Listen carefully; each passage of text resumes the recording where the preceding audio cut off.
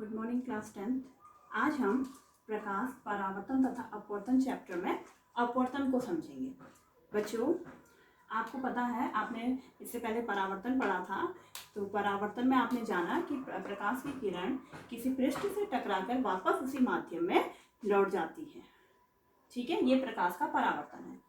बच्चों, कुछ माध्यम ऐसे होते हैं जिससे प्रकाश होकर गुजरता है। ऐसे माध्यम को हम पारदर्शी माध्यम कहते हैं। तो जब प्रकाश एक माध्यम से दूसरे माध्यम में प्रवेश करता है और प्रवेश करते समय वो एक सीधी रेखा में ना जाकर के अपने मार्ग से हट जाता है, इसी को बच्चों अपवर्तन कहते हैं। यानी कि प्रकाश जब किसी एक माध्यम से दूसरे माध्यम में प्रवेश करता है और वो अपने मार्ग से विचलित हो जाता है, वो कहलाता है प्रकाश का अपवर्तन।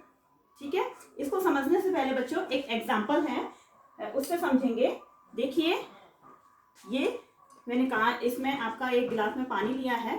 अब अगर मैं इसमें आपको एक पेंसिल डुबा देती हूँ तो आप इसको देखिए बच्चों, पेंसिल आपको जो है तिरछी दिखाई देगी। ये पेंसिल आपको तिरछी क्यों दिख रही है, या इसके आप इसको देख रहे हैं, आप इसके आकार में भी चेंज देख सकते हैं। ये ऐसा क्यों हो रहा है बच्चों? देखिए, आप दो माध्यम को एक साथ देख रहे हैं। पहला माध्यम है वायु और दूसरा माध्यम है जल। तो प्रकाश जब वायु से जल में प्रवेश कर रही है तो वो अपने मार्ग से विचलित हो जाती है, जिस वजह से आपको जो पेंसिल है वो थोड़ी सी तिरछी दिखाई देती है। आपने देखिए बच्चों, प्रकाश का गुण है कि प्रकाश जो है एक सीधी रेखा में चलती है। लेकिन जब प्रकाश एक माध्यम से, यह हमारा क्या है, माना माध्यम एक वायु हो गया। ठीक है, इसको मैं वायु भी लिख लेती हूँ, वायु। ठीक है, और दूसरा माध्यम है माध्यम दो जल। तो प्रकाश की किरण जो कि एक सीधी रेखा में चलती है, इसको ऐसे जाना चाहिए था, लेकिन वो एक माध्यम से दूसरे माध्यम में प्रवेश करने पर अपने मार्ग से विचलित हो जाती है। इसी को हम क्या कहते हैं? इसी को हम अपवर्तन कहते हैं। तो वो सीधी ना जा करके कैसी हो जाती है? अपने मार्ग से विचलित हो जा रही है। इसे हम क्या कहते हैं? प्रकाश का अपवर्तन। ठीक है, अगर ये जो आपका ये जो मैंने बनाया है, ये पृष्ठ है, ये पृष्ठ जो है दो माध्यमों को अलग करता है। ठीक है, तो यहाँ पर जिस बिंदु पर जो है आपकी ये किरण पड़ी है, प्रकाश की किरण, इस किरण को हम क्या कहेंगे? इस किरण को कहेंगे हम आपतित किरण। ठीक है, ये किरण कहलाती है हमारी आपतित किरण। तो आपतित किरण बिंदु पर अगर हम एक लंब खींचे, लंब यानी पृष्ठ से 90 डिग्री का कोण, तो अगर हम एक लंब खींचे तो ये लंब क्या कहलाता है? अभिलंब। ये लंब कहलाता है अभिलंब। और दूसरे माध्यम में जब ये किरण प्रवेश कर रही है तो इस किरण को अब हम क्या कहते हैं? अपवर्तित किरण। अपवर्तित किरण।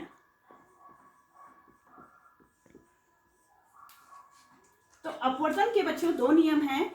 पहला नियम है आपतित किरण, अपवर्तित किरण और अभिलंब तीनों एक ही तल पर होते हैं। इसको हम लिख लेते हैं बच्चों। क्या है पहला नियम? आपतित किरण, आपतित किरण, अपवर्तित किरण, अपवर्तित किरण व अभिलंब, अभिलंब तीनों एक ही तल पर होते हैं। ठीक है, तो पहला नियम है अपवर्तन का, पहला नियम है आपतित किरण, अपवर्तित किरण व अभिलंब तीनों एक ही तल पर होते हैं। ठीक है, देखिए आप, ये जो आपतित किरण और अभिलंब के बीच में जो कोण बना है, इस कोण को हम बोलते हैं आपतन कोण। इसको आई से डिनोट करते हैं और इसे हम बोलते हैं आपतन कोण। आपतन कोण और अभिलंब और अपवर्तित किरण के बीच में जो कोण बना है इसको हम R से डिनोट करते हैं और इसे हम बोलते हैं अपवर्तन कोण। ठीक है, तो अपवर्तन का दूसरा नियम है आपके आपतन कोण और अपवर्तन कोण। आपतन कोण की जया यानी कि साइन और अपवर्तन कोण की जया यानी कि साइन R जो है ये इनका अनुपात एक नियतांक होता है या स्थिर होता है किसी माध्यम के लिए, किसी पर्टिकुलर माध्यम के लिए। ठीक है, किसी निश्चित माध्यम के लिए आपतन कोण की जया तथा अपवर्तन कोण की जया का अनुपात स्थिर होता है। ठीक है, जैसे यहाँ पर एक पर्टिकुलर माध्यम हमने लिया है वायु और जल, तो अगर हम इस माध्यम के लिए इनके साइन आई और साइन आर का अनुपात अगर हम निकालेंगे तो वो क्या होगा, कांस्टेंट होगा। तो दूसरा नियम अपवर्तन का हम दूसरा नियम लिख लेते हैं। क्या है दूसरा नियम? दूसरा नियम है निश्चित माध्यमों के लिए आपतन कोण यानी कि कोण आई, ठीक है, की जया यानी कि साइन, ठीक है, साइन तथा अपवर्तन की जया यानी कि साइन आर। ठीक है, ये हो गया आपका साइन आई और ये हो गया आपका साइन आर का अनुपात स्थिर होता है। इसको हम लिख सकते हैं निश्चित होता है, स्थिर होता है लिखते हैं, निश्चित होता है। चलिए इसको स्थिर लिख देती हूँ, यहाँ पर आपको समझने में आसानी होगी। स्थिर होता है, ठीक है। तो आपका अपवर्तन का दूसरा नियम क्या है? निश्चित माध्यमों के लिए आपतन कोण यानी कि कोण आई यानी कि कोण आपतन कोण की जया यानी कि साइन आई तथा अपवर्तन कोण की जया यानी कि साइन आर का अनुपात निश्चित होता है। That means sine i upon sine r is equal to constant. ठीक है, कांस्टेंट मतलब इसको लिख सकते हैं स्थिरांक। ठीक है,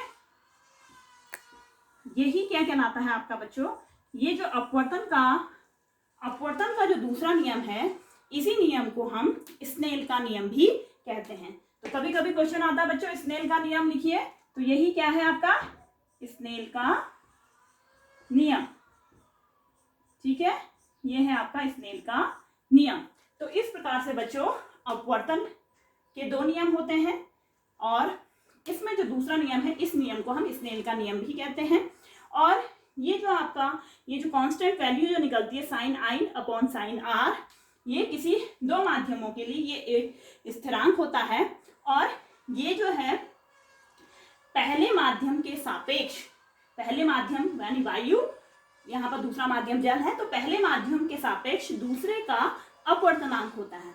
यानी कि यहाँ पर वायु और जो जल है, इसमें पहला माध्यम के सापेक्ष वायु के सापेक्ष जल का अपवर्तनांक है।